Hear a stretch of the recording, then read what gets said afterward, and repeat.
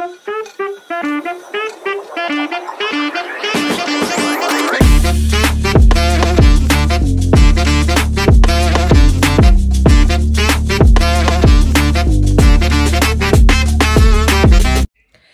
guys, welcome and welcome back to my channel. It's me Srijana and welcome to Srijana's life. कुछ चिल्लो भएको भयो skin. Okay, म चाहिँ एकदम धेरै पछि ब्याक पाछु with my partner Srijana Shrestha. सृजना श्रेष्ठ. हामी चाहिँ के रे सँगै नभएर खास मैले भ्लगहरु चाहिँ बनाउन बन्द गरेथे अनि she is back again.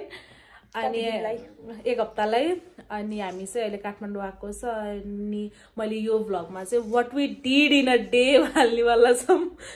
आज दुःख पाउने दिन छ हाम्रो टुक्क.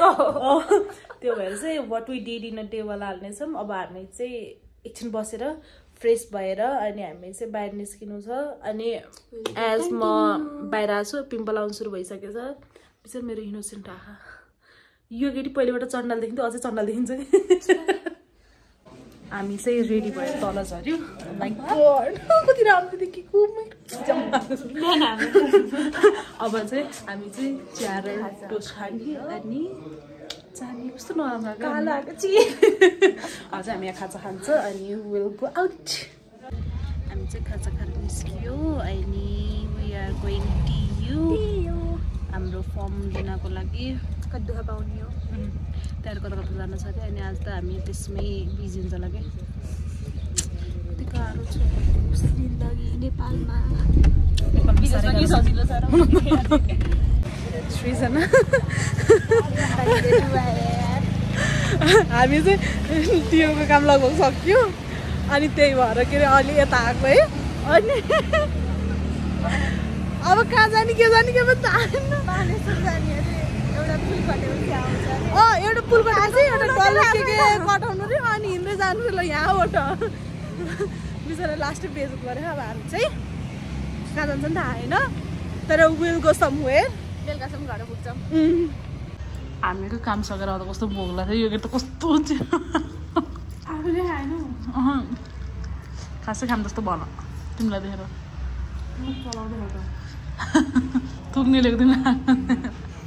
यो गीतसँग कसैले सक्दैन. ऊ आफूलाई मगा मलाई त अर्डर गर्ने सुर साह्रै होइन. हुन्छ अहिले बिहाइन्ड द सिन म किनिदिन्छु.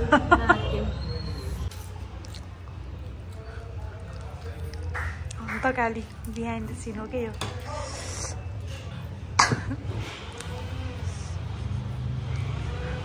मलाई राखिदेऊ ल.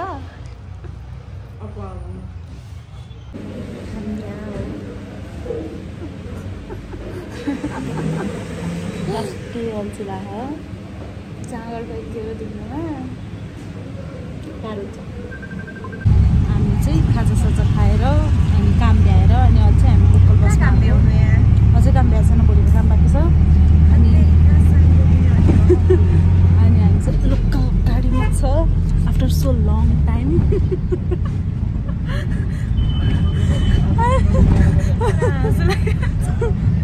हामी चाहिँ एकदम राम्ररी लोकल गाडीहरू चिन्न सफल भएका छौँ आजको दिनमा.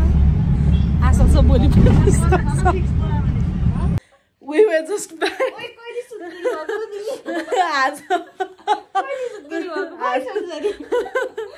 अनि she is my छोरी. कहिले जन्माएको नि मलाई फेरि तँलाई जन्माएको यहाँ 12 वर्ष भइसक्यो. ढङ 13 वर्षको भयो नि. ओके अनि हामी चाहिँ आएर सुतेको थियो नुहाएको थियो अनि भर्खर नुहायो अनि अब चाहिँ म बहिनीलाई पढाउँदैछु. डिस्टर्बिङ फ्याक्टर हेऱ्यो मान्छे हो please get out of my room. मेरो बिचार भाइको फोन आयो यार. नानी जीवनी लेख त नानी तेरो जीवनी डिस्क्राइब गर. जीवन डिस्क्राइब गर. जीवनी लेख भनेको होइन छिटो लेख. लेख ल के कसको लेख्नु त नि म कोही आउँदैन. मेरो लेख्न भन.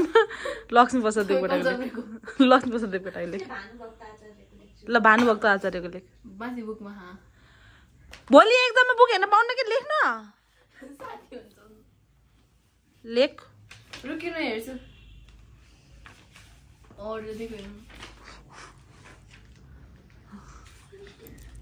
Srijana vlog.